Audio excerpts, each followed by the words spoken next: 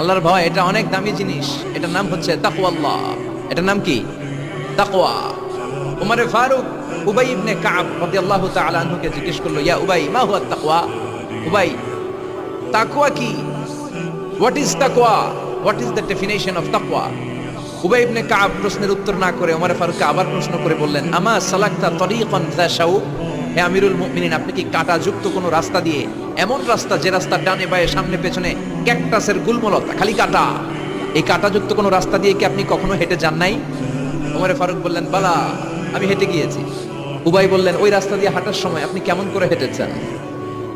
ওমর ফারুক বললেন, ইজতাহাদতু ওয়া ইশতাম্মারতু, আমি এমন ভাবে হেঁটে গিয়েছি যাতে আশেপাশে ডানে বায়ে কাটা আমার গায়ে না লাগে, আমার জুব্বায় না লাগে। আমার জুব্বাটা ধরে আঁটো সাঁটো করে সন্তপর্ণে খুব সচেতনতার সাথে আমি হেঁটে গিয়েছি যাতে কাটা গায়ে না বিঁধে।